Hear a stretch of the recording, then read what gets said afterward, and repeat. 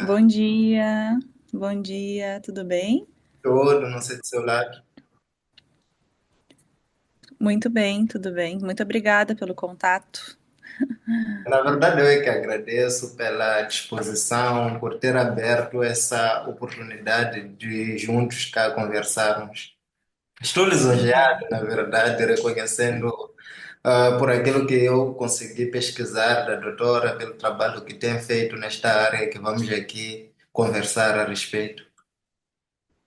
Não, eu que fico muito feliz por ter esse alcance do meu trabalho no teu país, né? Então é uma oportunidade também para divulgar o que eu estou fazendo, né? Aí para Moçambique também. Fico muito feliz. Exatamente. Creio que já podemos começar. Podemos sim. Sim, sim. Vamos começar mais, preferia começar mais pelo básico, conforme avancei. O tema desta entrevista é sobre eficiência dos sistemas de drenagem nas cidades. Vamos começar mais pelo básico. Como podemos explicar o que é um sistema de drenagem? Uhum. Bom, o sistema de drenagem na nossa cidade, ele é formado e composto por diversos subsistemas, né? Então, a gente tem das águas que abastecem a cidade, né? Então, quais são os sistemas que fazem parte do abastecimento e da coleta das águas nas nossas cidades. Então, vamos pensar assim, da forma bem didática, né? Qual é o rio, o lago, qual é o tipo de fornecimento de água que a nossa cidade tem, né? Então, cada cidade vai ter a sua solução para isso. Então, esse é o principal sistema, né? De abastecimento das águas da nossa cidade. Mas, além disso, nós também temos a recorrência das águas da chuva, que devem ser armazenadas ou devem ser destinadas para outras soluções ou reaproveitadas ainda. Então, esse sistema também precisa funcionar, justamente porque a gente está observando de forma recente, não só recente, mas recorrente, muitos eventos que têm se tornado intensos em decorrência das águas da chuva. Então, a gente também precisa fazer a gestão desse sistema das águas. E, além disso, a gente também tem a maneira como nós estamos usando a água que, depois de abastecida nas nossas casas, ela já chegou até nós, nas nossas residências, nos nossos locais de trabalho, como a gente está fazendo essa gestão. Né? E aí entra a parte mais do contato, né, conosco, como cidadãos, né? Como é que a gente também está fazendo isso enquanto moradores das nossas cidades, né? Como é que faz uso, né, do sistema que está chegando para abastecer a nossa casa. Então, tudo isso faz parte, né, do sistema de gestão das águas, então, nas nossas cidades. Exatamente. E quando nós pensamos em drenagem urbana, pensamos em escoar a água o mais rápido possível. Será que Uhum. esse é realmente o caminho certo a seguir? Eu acho que isso também depende um pouco do local onde a gente está. Se a gente tem condições de ter um sistema de drenagem que não só escoe a água rapidamente para o seu local de destino, como também que seja absorvido pelo solo quando possível. Se a gente tem um bom sistema de aquífero para a gente abastecer, se a nossa água, o abastecimento ele é mais superficial, em alguns momentos faz mais sentido, em outros não faz tanto sentido. Então, esse é um entendimento da bacia hidrográfica na qual as nossas cidades estão compostas, estão integradas, né? Então, isso é importante, né, para a gente fazer um diagnóstico correto e saber, né, exatamente qual é a situação. Então, não tem uma resposta que vá servir para todo mundo, todas as cidades da mesma maneira. Mas o que tu comentou é que realmente a gente está, muitas vezes, com uma única solução, né, como se fosse a resposta para todos, e aí que não está certo, de a gente querer fazer esse escoamento o mais rápido possível. Bom, às vezes é melhor que a gente tenha um tempo, um período de absorção, um período de armazenamento, para depois sim fazer essa água tomar o seu curso natural. E aí entram aquelas soluções como as bacias de retenção, as bacias de amortecimento, alguns parques urbanos, como os parques esponja, como os jardins de chuva, né? São todas soluções que podem nos ajudar a não ter esse escoamento, às vezes, tão rápido, né? Porque justamente às vezes a rapidez com que a água está tomando o seu curso também causa problemas dentro das nossas cidades, né? Exatamente. Surge aqui uma pergunta-chave, na verdade, neste tema que estamos aqui a abordar.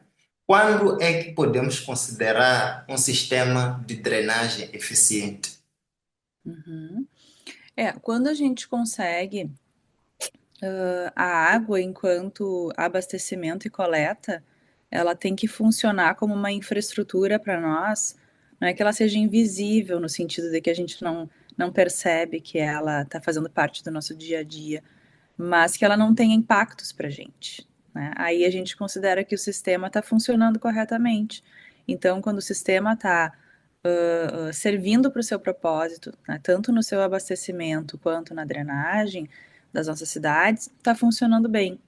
E isso significa que a gente não pode ter problemas com relação a isso. Eu vejo que no Brasil, muitas vezes, eu não estou no Brasil agora, estou nos Estados Unidos, mas no Brasil, às vezes, as pessoas vão para a praia para passar o carnaval, que é muito popular, né? E todo mundo vai para a praia no carnaval e falta água. As pessoas não conseguem tomar banho.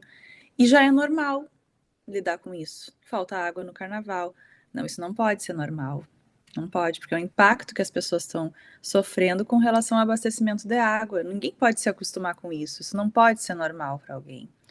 Quando o sistema também entra em colapso, como por exemplo, tem pontos de alagamento nas nossas cidades em relação à chuva, isso também não pode ser normal. Então, quando o sistema é eficiente, respondendo a sua pergunta, a gente não sofre nenhum impacto com relação nem ao abastecimento e nem à coleta desse sistema. E aí é muito difícil a gente dizer que tem alguma cidade que tem um sistema 100% eficiente, porque a gente sempre tem alguma falha ou no abastecimento ou na coleta, mas a gente tem cidades que têm um bom desempenho. E quais seriam os melhores exemplos a destacar de cidades que acertaram mesmo, que têm um sistema de drenagem invejável neste momento?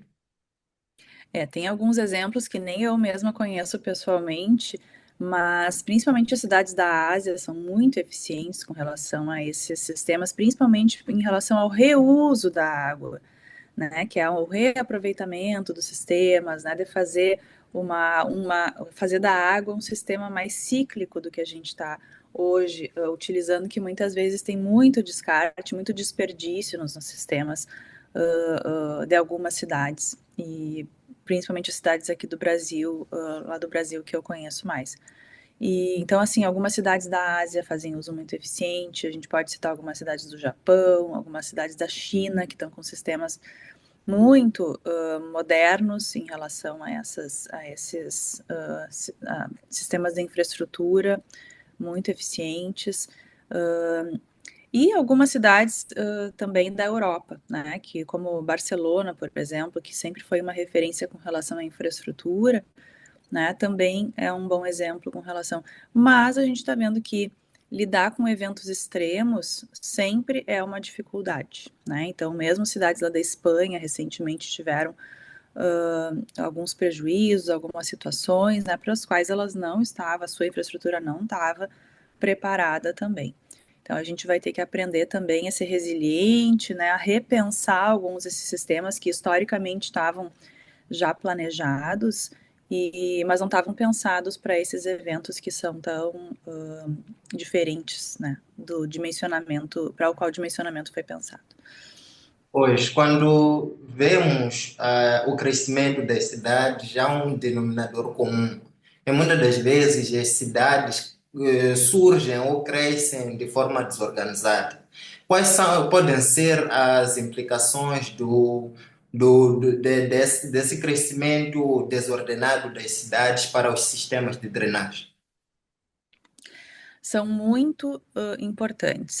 Eu sempre digo isso para os meus alunos, porque sou professora, nos meus vídeos, no YouTube, e falo isso nas minhas pesquisas também, na minha empresa, porque também presto serviço para cidades aqui com planejamento urbano. E muitas vezes os prefeitos, né, os administradores estão muito preocupados com projetos individuais, mas o que a gente tem que pensar antes de tudo isso é como a gente está fazendo as nossas cidades crescerem, como é que a gente está planejando essas cidades. Por quê? Porque quando a gente consome o espaço, né, ou quando a gente produz um novo loteamento, uma nova área a ser urbanizada, uma nova área a ser ocupada, que ela está próxima da área que já está ocupada, isso se torna muito mais eficiente com relação aos sistemas de infraestrutura. A gente minimiza perdas no sistema, a gente torna o sistema mais barato, a gente economiza, porque não vai levar uma longa distância aquela rede de abastecimento ou de coleta de esgoto. Então, tudo isso se torna muito mais eficiente. E o que a gente está vendo hoje, principalmente nas nossas cidades aí do Brasil, né, da América Latina, também aí do teu continente, do teu país, é que a gente está produzindo manchas de urbanização totalmente isoladas umas das outras.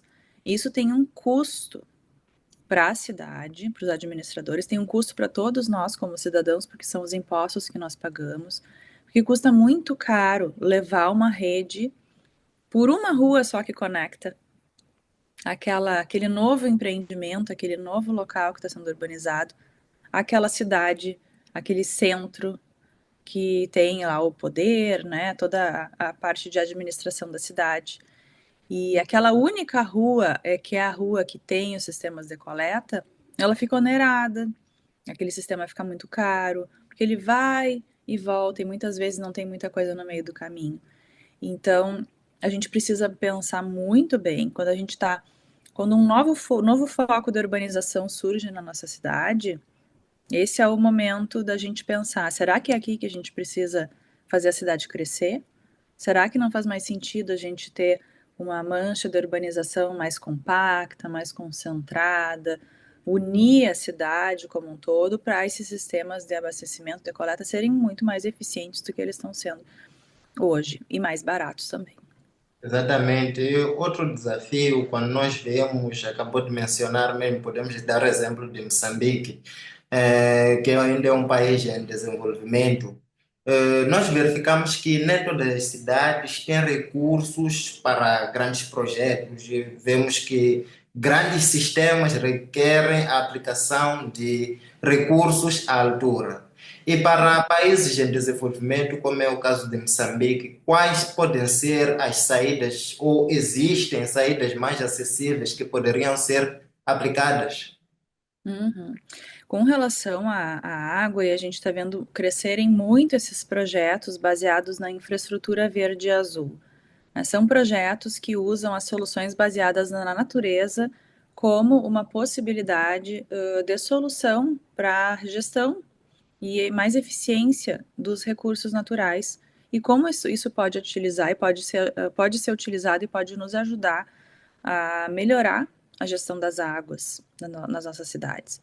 Quando a gente fala isso, a gente não está falando de grandes, talvez os exemplos que eu tenha passado ali na China, no Japão, são sistemas que exigem milhares e milhares e milhões de muitos recursos.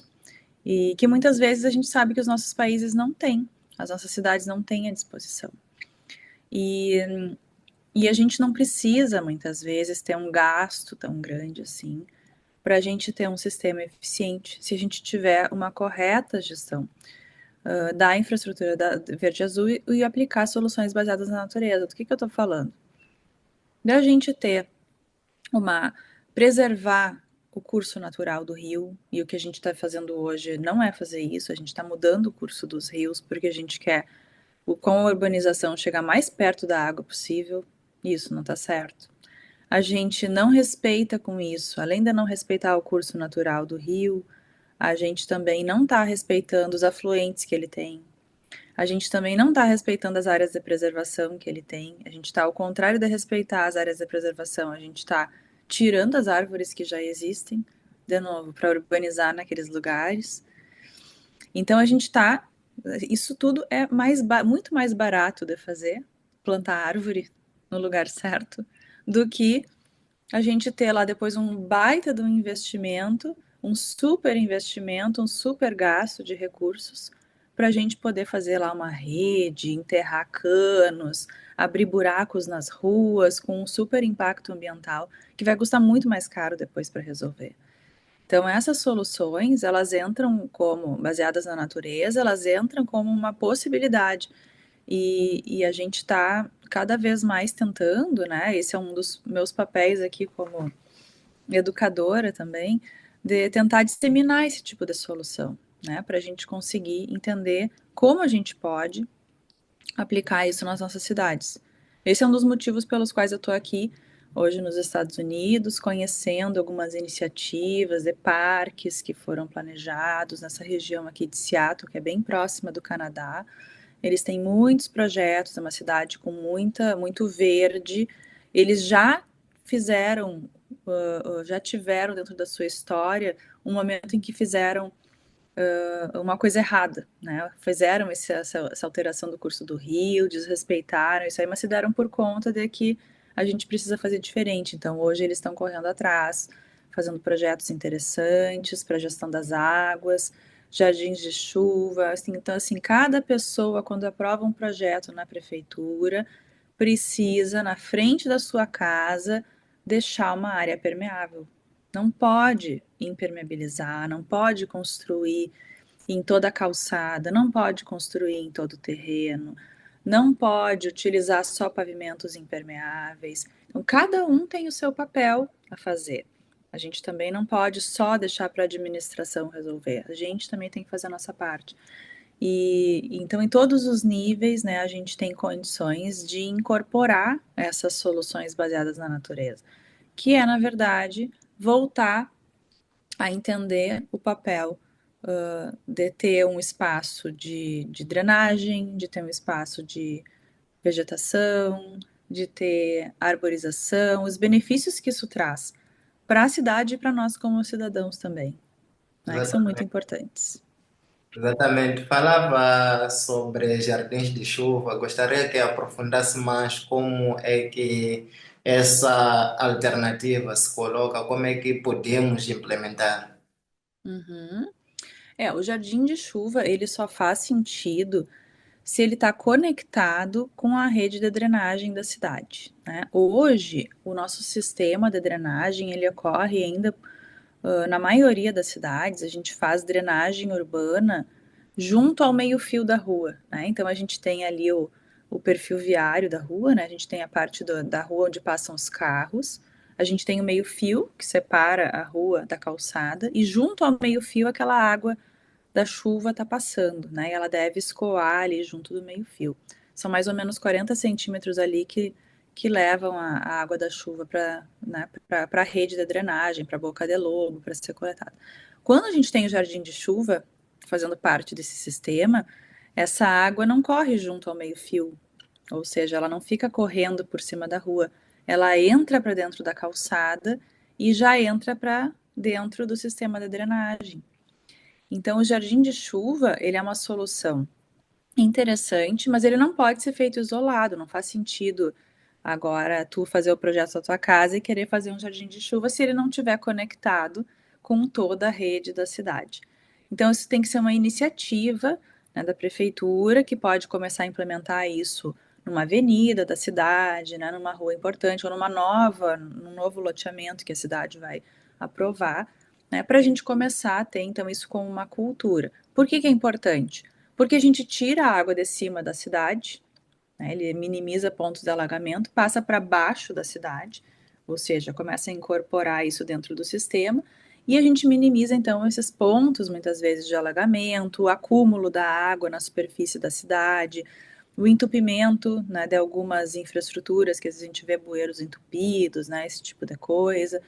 Então, é um sistema e deixa a cidade mais bonita, né, porque muitas vezes aqui em Seattle eu estou vendo isso, Esses jardins de chuva, eles atuam como as espécies que são colocadas ali, são espécies que são polinizadoras, acabam atraindo abelhas, borboletas, beija-flores, e acabam criando um ecossistema próprio em algumas regiões da cidade que são muito bonitos. Então, muda a paisagem da cidade, tudo fica mais bonito. Exatamente. E conectado com aquela questão que fiz relacionada com a questão do ordenamento territorial, se tivéssemos que apontar três principais caminhos para melhorar a drenagem urbana, que se alie, na verdade, ao baixo custo e à eficiência, quais seriam mais ou menos? Eu diria o primeiro, plantar árvores. Precisamos plantar árvores nas nossas calçadas. Hoje as nossas calçadas são estreitas, são mal executadas e a gente tem cada vez menos ruas arborizadas. Então, a primeira, plantar árvores na cidade, espécies adequadas para estarem na rua, não podemos plantar espécies frutíferas também ou sair plantando qualquer tipo de espécie que às vezes as raízes das árvores vão ser muito superficiais, vão acabar estragando o pavimento ou alguma coisa assim.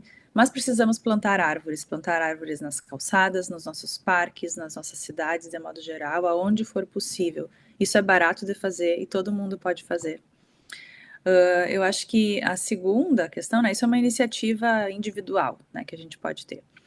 A segunda solução é, eu acredito, né, pensar que as nossas administrações, né, precisam ser mais conscientes na hora de aprovar os projetos, né?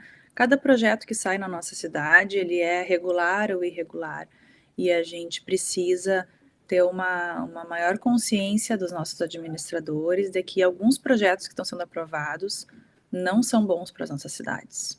E às vezes a gente pensa que o desenvolvimento econômico é muito mais importante do que o desenvolvimento ambiental ou do que a sustentabilidade das nossas cidades. E a gente vê esses dois fatores brigando muitas vezes, né? A economia é mais importante do que qualquer coisa. Sim, mas depois, o quanto a gente vai gastar se a cidade entrar em colapso, se a gente tiver um evento extremo e aquelas pessoas que estão morando lá longe agora, naquele projeto que foi aprovado, vão precisar sair de lá, porque não podem mais ocupar aquele lugar. Isso vai ter um custo muito maior. Então, isso também é economia, isso também a gente precisa pensar. E eu acho que o terceiro é a fiscalização. Né? Isso também funciona muito mais nesses países que são bons exemplos, né? Que fazem as coisas de forma correta. Eles têm uma fiscalização muito mais ativa do que nós temos, eu posso dizer, no Brasil ou também em Moçambique. As pessoas têm medo, muitas vezes, de dizer que viram alguém fazendo uma coisa errada, não existe a fiscalização correta, ninguém tem multa muito pesada por fazer uma coisa errada dentro da cidade, e as pessoas acabam simplesmente reproduzindo coisas que não estão corretas, né? Reproduzindo ações que não são boas para todo mundo. Então, pensar que tudo que a gente faz na cidade tem que ser bom para todo mundo, não só bom para mim. E isso tem a ver com a fiscalização. Então, isso também é muito importante. Exatamente. E muitas das vezes as pessoas não percebem o que podem fazer ou como elas podem contribuir para a drenagem urbana e qual seria o papel de cada um de nós, cidadãos comuns, como é que nós poderíamos ajudar na drenagem urbana, para além, já mencionou um aspecto Uhum, comum, que é a responsabilidade das prefeituras aí no Brasil, e cá nós em uhum, Moçambique chamamos de Conselho Municipal. Qual uhum, seria o papel dos municípios ou das prefeituras? Digo, queria dizer mais o papel dos cidadãos, para além desse papel uhum, que nós atribuímos às autoridades administrativas para melhorar em uhum. si a drenagem urbana. Como é que nós podemos contribuir? Eu acho que, como eu comentei, acho que cada um tem o seu papel. E os cidadãos também têm o seu papel, né? Primeiro, pensar que a gente pode fazer diferente do que está fazendo, no sentido de que olhar essa contribuição, né? E pensar que isso não é um problema que os outros devem resolver, mas que eu posso ajudar a resolver. Que cada um pode ajudar a resolver. Né? De que maneira? Bom, ocupando o seu espaço, né, de uma maneira menos concreto e mais verde, né? E pensando nos benefícios que isso pode trazer, pode e vai trazer para mim também, né? Para mim como cidadão, para todo mundo como cidade, para todo mundo como administrador. Então tudo isso só vai fazer bem para todo mundo, né? Trazer mais área permeável para nossa cidade. E aí dentro do lote, quando a gente está ao redor da nossa própria casa, a gente também pode fazer isso, né? Então isso é aquela cultura assim de ter o seu jardim, né, de plantar o seu próprio alimento, quem sabe, né, de ter o seu pomar com as suas frutas, né? Isso só traz boas memórias, só traz boas conexões. E a gente pensa, bom, mas isso vão ser soluções individuais, isso tem uma grande contribuição para todo mundo. Então, se todo mundo fizer a sua parte, né? Eu sou bem otimista com relação a isso. Eu acho que a gente pode sim trazer uma transformação, né? E a gente não precisa ter deixar essa solução para sempre que endereçar isso para que os outros façam, né? Como se a gente não fosse parte do problema. Nós somos parte do problema também, mas a gente também é parte da solução. E a gente não pode ficar sempre assim, eles é que façam isso, né? Quem tem que fazer isso são os outros, ou esperando que venha alguém nos salvar em algum momento, né? Com algum recurso milagroso. Ah, alguém vai investir aqui para fazer tal coisa. Então a gente também pode fazer a nossa parte, deixar as coisas melhores, né? Então, acho que é isso, assim, dentro de cada lote, se todo mundo olhar para fora agora da sua casa, da sua janela, né, e dizer o que que eu posso fazer melhor aqui? Como é que eu posso melhorar o meu lugar? E se todo mundo fizer isso, vai ficar muito bom. A doutora Isabelle, na verdade, já tem um longo percurso nessas atividades, acompanhei muito bem uma parte do histórico, não é dizer que acompanhei tudo, mas já denota uma longa caminhada para além dos prêmios que já venceu ao longo da carreira. E qual é o conselho que daria para gestores e urbanistas que querem fazer a diferença? Por onde eles poderiam começar? Eu acho que a primeira coisa, eu sempre digo isso para os prefeitos que eu visito, para os meus alunos também. Eu acho que às vezes a gente esbarra como técnicos numa afirmação de que assim, isso nunca vai dar certo aqui. Isso funciona na Europa, mas aqui em Moçambique isso nunca vai acontecer. E às vezes a gente reproduz coisas erradas por causa desse pensamento, porque a gente esbarra na falta de sonho, né? A gente não sonha como é que pode ser diferente, a gente não pensa como é que pode ser diferente. E quem tem que pensar isso é quem está comandando a cidade, não é quem está vivendo. Quem está vivendo pode fazer a sua parte, mas quem está comandando a cidade tem que pensar diferente. Senão nós vamos continuar fazendo os mesmos projetos. E os mesmos projetos que hoje não estão dando certo. E a gente vai continuar reproduzindo isso. Então a gente tem que pensar diferente, a gente tem que pensar maior, a gente tem que sonhar grande para a gente poder fazer diferente. Se a gente continuar fazendo os mesmos projetos, nós vamos continuar tendo os mesmos problemas.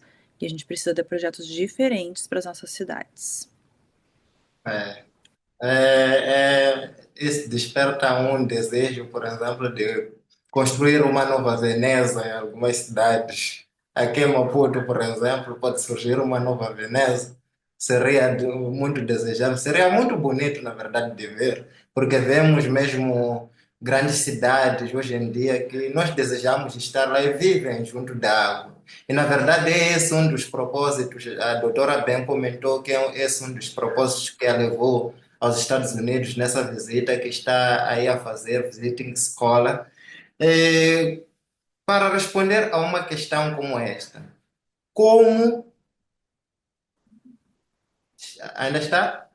Eu dizia, Sim, para responder a uma questão como essa, como planear cidades que são rodeadas pela água? é.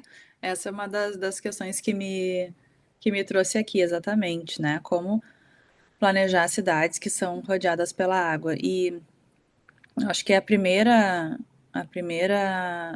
situação, né, que a gente vê é que às vezes a gente pensa que a gente tem que brigar com a água, né, que a água tem que estar do lado de fora e a cidade tem que estar do lado de dentro.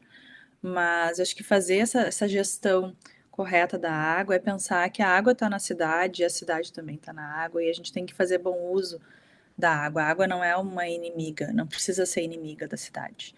Ela pode ser uma amiga se a gente usar bem esses recursos. Então, se a gente pensar na água como um sistema de transporte, a gente pode ter barcos para andar sobre a água. Ela não precisa ser um limite para cidades, né? Se a gente pensar na água como a nossa fonte de vida, né, a gente pode utilizar a água para abastecer a cidade, né, limpando ela corretamente, fazendo uma gestão cíclica do recurso.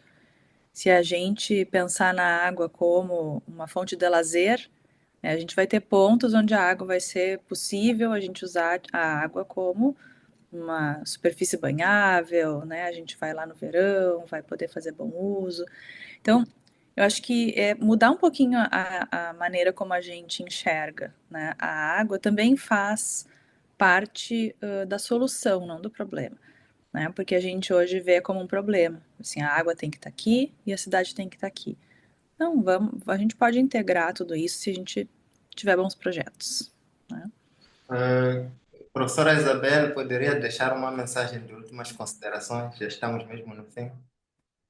Eu acho que primeiro que eu fico muito feliz, né, de estar falando com né, esse país que às vezes parece que é distante, mas na verdade acho que a nossa realidade é bem próxima, né, bem parecida, assim. Então eu fico muito feliz de estar levando mais conhecimento, né, mais educação urbanística, né, de infraestrutura para essas cidades. Eu acho que a mensagem final é bem essa, assim, de pensar que todo mundo tem a sua parte, né? Isso não é um discurso político, isso não é um discurso utópico, né? Isso pode acontecer, sim, né? A gente tem que pensar que pode ser diferente e cada um tem uma parte a fazer. Então, que todo mundo aí pense como pode fazer diferente, que a gente vai ter aí cidades melhores. Eu agradeço muito por este momento de conversa que tive com a professora Isabelle Colusso, que na verdade é uma referência em planeamento urbano. Não é por acaso até que recebeu o prêmio Somos Cidade de Educação Urbanística, uma distinção, na verdade, atribuída a profissionais que produzem conteúdo sobre as melhores práticas de urbanismo e deixou aqui ficar, na verdade, valiosas lições. Além disso, aí coordena programas acadêmicos de trabalho ativamente com projetos que ajudam a tornar as cidades mais organizadas e sustentáveis. E olha que além disso, ainda encontra tempo para partilhar conhecimento no YouTube, que foi onde tive o meu primeiro Uhum. contato consigo. Muito obrigado mais uma vez por este momento de conversa, porque acima de tudo, mais do que uma conversa, foi um verdadeiro aprendizado que deixou aqui ficar conosco moçambicanos, daí diretamente de Seattle, nos Estados Unidos. Isso, muito obrigada. Eu que agradeço, então, e convido todo mundo a se inscrever no canal também para acompanhar mais conteúdos aí relacionados à educação urbanística. Muito obrigada. Eu é que agradeço e até uma próxima oportunidade. Até uma próxima.